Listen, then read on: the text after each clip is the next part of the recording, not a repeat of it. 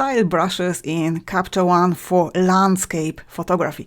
Are they useful? Can they speed up our workflow or not? So we are going to take a look at this today. We will be working with this image, so this is the final result and this is the starting point, this is the raw file. So we'll be working towards this result with a bit of help from style brushes. Coming up.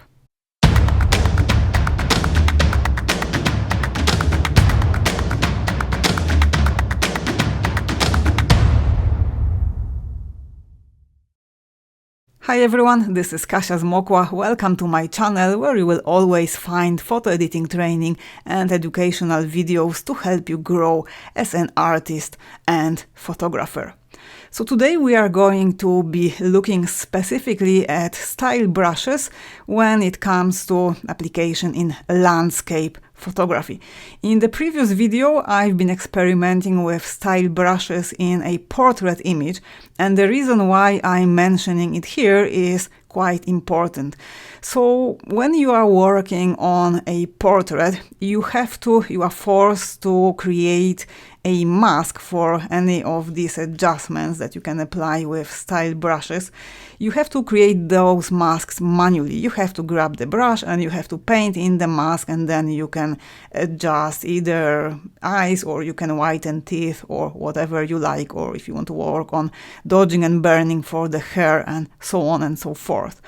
So you have to create those masks manually. I want to put emphasis on this because, in my opinion, the most important factor behind any successful edit are seamless adjustments. So we have a landscape image here. Let's take a look at before and after. So this is the starting point, and if we compare this image with this one, you can see that I have applied a lot of adjustments. Basically everything has changed. The luminosity levels, I have applied very complex color grading. And I would say that if I had to paint all these masks that I'm using in this image manually, even with a tablet, even with a pen, I'm sure the image would look much worse. So even for burning, when I was working on this mountain here, I have used Luma-based mask because this mask is pixel perfect. I can create it in a few seconds and I don't have to bother with painting in manually. So let's just take a look at this mask. This is the layer. If I hit M, this will give me the preview of my mask. As you can see here, the mask is based on luminosity values in the image. I have specifically targeted those luminosity values as my aim was to make this mountain stronger, to darken certain areas of this shape. And to create such a pixel perfect mask, I've been working with the Luma mask tool that is readily available in Capture One. I didn't have to paint it manually, and I would say that to paint such a detailed, such a precise mask, it would take me ages. And to be honest, I'm not sure if I would be even close with my final result when working with a pen to this mask that can be really create super fast and is pixel perfect. So this is my point. That's why I'm mentioning working with style brushes in portrait images in comparison to working with style brushes on landscape images. To me, these are two entirely different stories. So the question is, are style brushes useful for landscape photography? We have here in this second group enhancements, we have the adjustment deep sky. So why they have created this? So I'm going to take you now through all the steps that I have taken to get from here to here, and we will discuss, is it better for specific adjustments to get specific results to use Luma-based masks or color-based masks, or should we use style brushes? So let's jump right into it. I'm going to open my browser. Let's switch off the before and after. So I'm going to take this one. Let's hide the browser. So we have the original file. So let's take a quick look at the image and let's assess the photo. So The biggest issue that we can see in the image are those blown out highlights. So if we go for the exposure warning check, we can see that we have lost information here in this part of the sky. So I have now two options. I can either go for linear response, or I can try to recover those highlights with the HDR tool. And this is what I've done on this very layer. So I have used the HDR tool and I went with the highlights towards -100. I have created another layer to check if I can get a bit more. So here I went further, I went towards -50. So this is a tip for you if you are working on one layer and if you go to the limit with a specific tool. I wouldn't recommend this for most of the other adjustments, definitely not for clarity and similar adjustments, but when you are working with the HDR tool and you want to recover some lost detail in the highlights, maybe in the shadows, you can experiment. So with 100, with -100, to me the sky was still a bit too flat. So I went a bit further, I went for -50, so I have in total -150, and to me this is really a good starting point for further edits. So you can work in this way. On my HDR tool, I have adjusted the shadows as well. I have applied 16, so this is before the adjustment and this is after the adjustment. I was working towards balanced starting point. I didn't want to have any strong division in terms of luminosity between the sky, the mountain and the foreground. I wanted to work on this further with curves and with color grading. So on these two layers I have applied the HDR adjustments. This is the image before and this is the image after. So there is no way that I could get to this result with style brushes.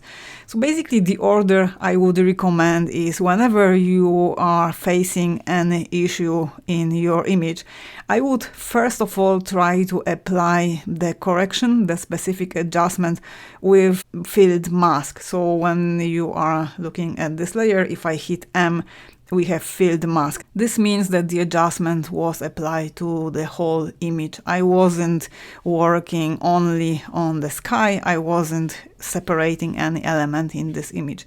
So first of all, try to apply the adjustment to the whole image. If this doesn't bring you the results that you want, if this is not efficient, then I would try to create pixel perfect mask, either color-based mask or the Luma-based mask. These tools are available in Capture One and it's really easy to use them. I have recorded several videos when I'm covering this in detail, creating these sort of masks for landscape images. You can find them in the description down below. So going further, when you create a luminosity-based mask or color-based mask and you are still not getting satisfying results, then I would use style brushes and I would try to paint those adjustments in manually. So let's move further. On this layer, I've been working with curves, I've been working on luminosity adjustments. So let's just open up curves. So I have created a bit of classic S-shaped curve. I have lifted the black, so I wanted to get a bit more matte effect. And on the Luma curve, I've been working a bit here on those darker shadows, and basically I haven't applied any adjustments on Luma to my bright midtones and highlights. So on this layer I've been fine-tuning my luminosity adjustments. As you can see, I have increased the contrast in comparison with the previous step. I just wanted to have a little bit more pop and I wanted to start color grading from this point. So I have been working with curves. So on this layer I've been applied some color grading with curves. I've been working with red, green and blue, very subtle adjustments, and further color grading I have performed with color editor and with color balance. So I have adjusted these two colors basically to get from the starting point up to here. I have increased a bit of saturation with the last adjustment. So this part plus color balance. So here I have applied some adjustments as well. I have warmed up the overall image with the master channel, so I went for those yellow orangey tones. For shadows, midtones and highlights, I applied basically very similar bluish, a bit more towards cyanish tone. So when it comes to the shadows, I have lifted just a little bit the shadows, they are just a bit brighter. When it comes to the midtones, I have darkened them, and when it comes to the highlights, I just cooled them down a bit. So on these two layers, I have performed color grading. And now I can start really working with style brushes.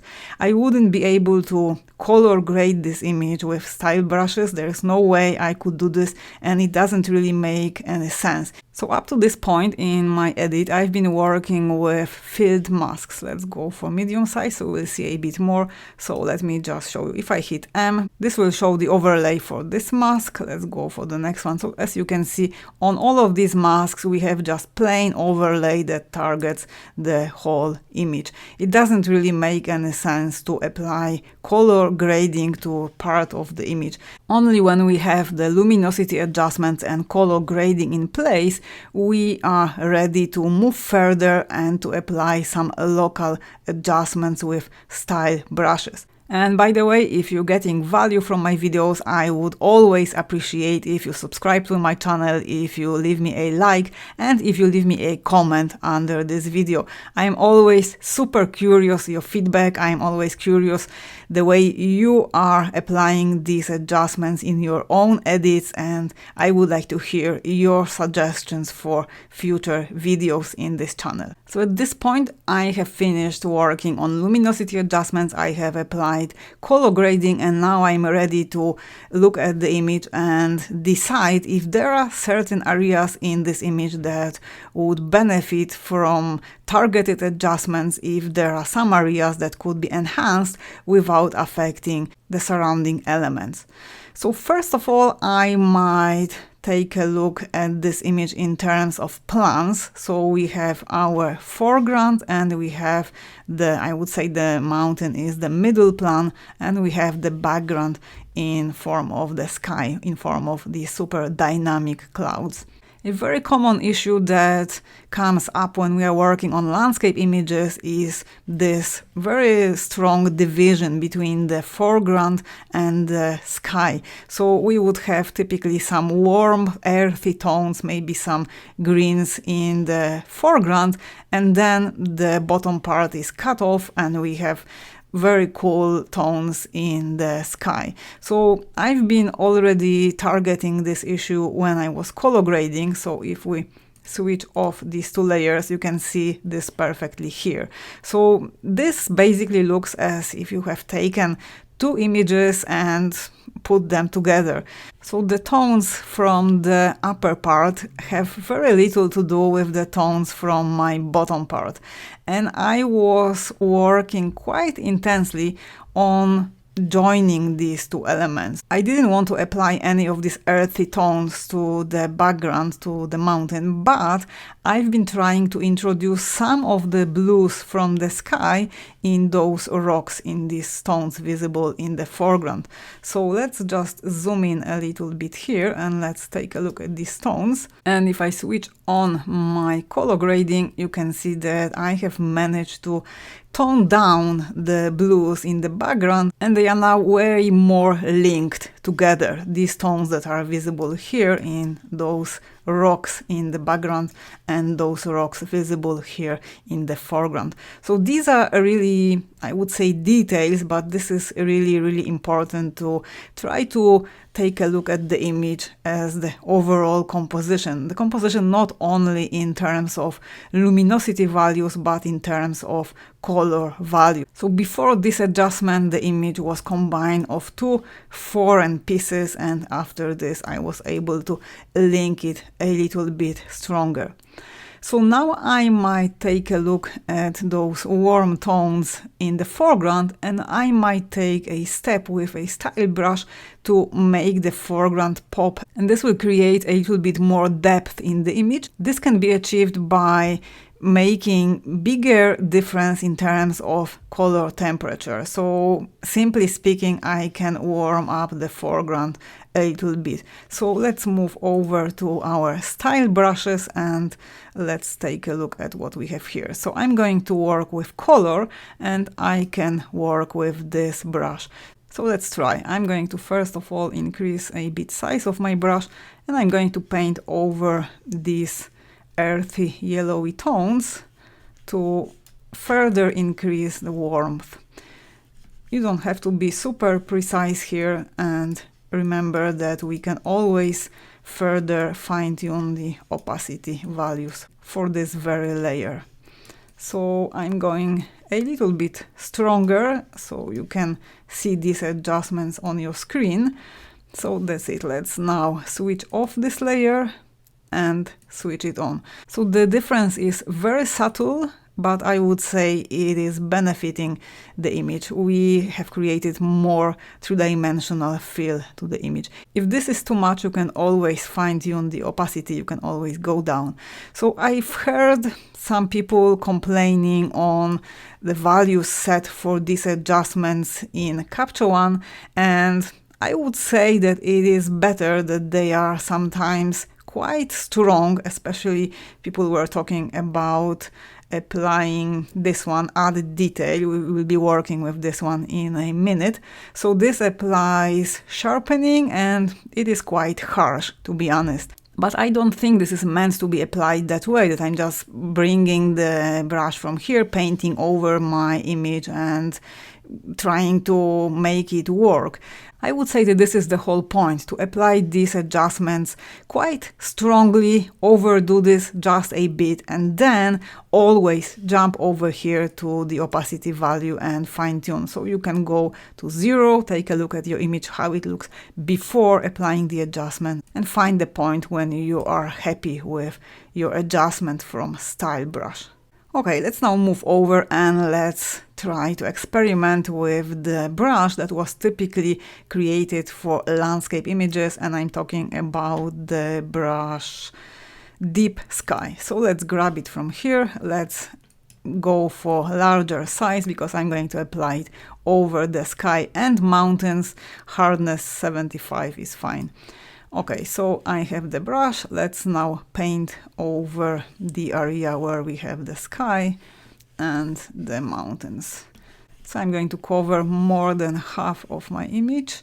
Let's now hit M. So this is the preview of my mask. Capture One is still generating. Okay, so I went a bit too far here. Let's go for eraser. Let's increase size of the brush and let's try to fine-tune this. So this is exactly what I've been talking about. If I would be working with either color-based mask or luminosity-based mask, if it is possible, of course, then I don't have to worry about this sort of issues. Here I can very quickly erase it, but it is far from being pixel perfect, simply speaking. Okay, let's switch off the preview of my mask, and this is what you can get from the Style Brush Deep Sky. So, to my liking, this is way too harsh. Let's just move over and work with the opacity value. So you can first of all decrease the amount of this adjustment here, but you can as well find what sort of adjustments this tool applied. So if we jump over to Color tab and if we take a look at Color Editor, so here let's take a look at Color Balance. Nothing happened here. So it seems that the result was created with Color Editor. Let's just make sure. I'm going to move over to the Exposure tab and let's see here. No, the contrast was increased as well from 0 to 14. So in the Exposure tab as well, you can find tools, plus very strong adjustments on highlight recovery, and the whites were pushed. So here, clarity as well, very strong adjustment on clarity.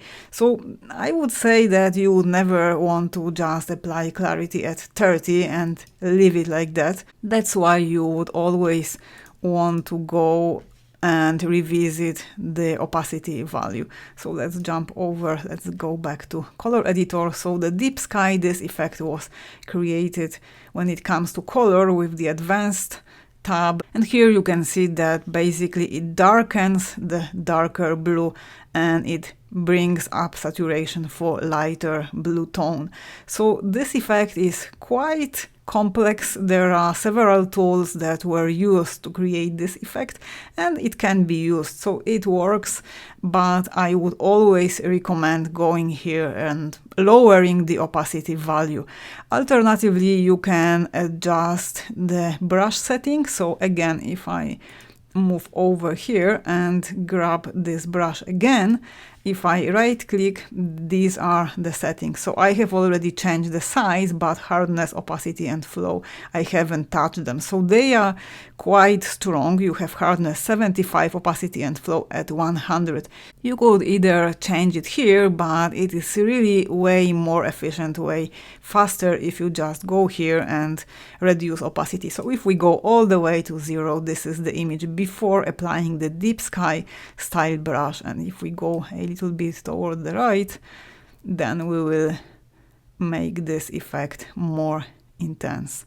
So I believe something around, no, 59 is too strong. I want to keep my aerial perspective visible, so that way I have depth in this image. Those rocks visible here in the foreground are way darker, and then the further away we are looking from the lens, then those plants are getting brighter and brighter. If I would go for stronger adjustment here, then this blue is getting really heavy and the image is dynamic. Those clouds are getting very, very dynamic, but very heavy as well, especially these parts of the sky. So it is way more safe to just go down here, and now I can target specifically this mountain and I can work on darkening it if I want to. So I'm going to do this. I'm going to be working with burning. So I have a choice here. As I've mentioned before, I could either use a style brush, so I could go here and grab this brush, burn, but I would have to work manually. I would have to, I don't know, zoom in and try to cover only those dark areas in the mountain. But this would be super hard because the structure is very, very complex, and it will be way faster if I just grab a Luma-based mask. And I'm going to do just that. So first of all, I'm going to create new field adjustment layer. Let's very quickly rename it. Let's call it mountain. So we will be adjusting those mountains visible here, and I'm going to grab my Luma range. Let's tick this button here so we'll see the overlay. So right now almost everything is covered. So I'm going to fine-tune the mask. I'm going to work with these sliders, so I will get those areas that interest me the most highlighted. I can ignore the rest because I can fine-tune the mask. So let's focus on those mountains. Let's see if we include a little bit more. No, I just want to make the structure as three-dimensional as possible. So I want to have some contrast. This is too soft transition. I believe something like this will work well. Remember that the Luma mask is flexible. We can apply it now, we can apply our adjustment, and we can fine-tune it further. This is really, really amazing.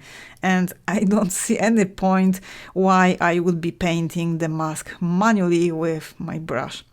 Let's fine-tune the mask. I'm going to grab eraser. Let's go for higher size. Let's go for 100 for opacity and flow. And let's see, I'm going to leave the sky. If it will be too much, I will remove it. But let's just erase the mask from the foreground. So the mask was created based on luminosity values and exactly the same range that is visible here in the mountain that we want to darken. Exactly the same, I have to zoom in. Very similar luminosity range is visible here in the foreground, and that's why this part was included in our mask, but we don't want to affect this. I will be darkening the mountain. I want to make this shape to stand out a little bit stronger. I want to work towards stronger distinction, and I'm perfectly happy with the foreground. I've been already working on it with my luminosity adjustments when I was applying luminosity adjustments globally to the whole image. Let's just zoom out and let's erase the mask. So when it comes to my personal workflow, I avoid working manually with the mask as much as I can. So even erasing the mask, it took a few seconds, and if I can create the mask that doesn't have to be touched manually, then I'm really super happy. Okay, so let's take a look at the mountain. So here we can maybe work with curves. So I'm going to go for Luma curve. I don't want to affect colors. I don't want to introduce more saturation to the mountain. I want to only darken it. So one more tip here, if you hover over, let's change for the neutral cursor. If I hover over the specific area over the mountain, so I want to work on the luminosity range that is here visible along the ridge. So now inside the curve here in this graph, you have this orange vertical line. This line will be moving and it is indicating which luminosity range I'm hovering over. So now it moved towards the right because I'm over the highlights. So I am here and I can see that this peak of information in the graph, this indicates where I have to affect this graph to affect these tones here. So I want to add control point here and move it downwards, and this will super precisely darken the mountain. Let's just zoom out. So as you can see here, if I wouldn't adjust, if I wouldn't refine my mask, I would make darker the whole foreground, and that would be simply counterproductive because I want to make the mountain darker in relation to the foreground. So let's see. This is before applying the adjustment, and this is after applying the adjustment. Darkening this blue part here in the sky doesn't really bother me. It works well. It sort of frames the whole composition. So we've been burning on the mountain layer. Let's add burning. Here we've been working with the Luma mask, and let's see what else we can do here with the style brushes. So let's scroll up and we can use the style brush add detail. So I want to work with the mountain in the center. Let's reduce size of the brush and let's paint over these shapes. I'm going to zoom out. I don't want to sharpen those rocks. I just want to add a bit of definition specifically to this mountain. So let's paint over this part. We can go for slightly larger size of the brush. So for the sake of this video, I'm working really fast just to show you what can be done here with the style brush. If I would be working for my own edits, I would be way more precise. Let's hit M. So now we will see the preview of the mask. This is the overlay. I'm going to decrease size of the brush and paint over these areas as well. So this is the difference. This is the mask painted manually versus here mask generated automatically with Capture One. Okay, so we are working with our style brush. Let's paint over this bit as well, and let's make sure this whole part is covered. Let's hit M again, hide the mask overlay. So let's judge this at least at 100% magnification level. I'm on the Retina display, so it will be a good idea to go even for 200. So now we can assess what we have achieved. So this is after working with the style brush add detail. This is before. Way softer. Now we have way more definition. So let's see if we just move over the exposure tab, we can see. So this applied clarity at 60 and structure at 40. Let's see if there was some sharpening. No, there was no extra sharpening applied. So let's take a look at 100 again. If we switch off and on. So this particular adjustment I think looks quite well, even with the opacity at 100. If we want to, we might go a bit lower, but I think it's fine. So we can leave it as it was at 100%. And now I would like to apply some sharpening over the whole image as the final touch to unify the whole composition. So I'm going to add new field adjustment layer, and let's rename this layer. Let's call it sharpening. So here again we should be at least at 100% magnification level, and let's go to our sharpening. I'm going to go quite subtly here because we have those strong edges, we have dark edge against bright area, and this will very often cause issue in the form of a halo. So if I go too far, we'll see this bright line. So we want to avoid this, so let's go for quite subtle value here. So I would say up to maximum maybe 180. Let's go a little bit lower. So let's evaluate here the foreground. Capture one is still calculating. Okay, so that way we got a little bit more detailed here in those rocks and over the whole image. So it affected the sky and the clouds as well. So let me just switch off the layer. So this is before applying sharpening, and this is after applying sharpening.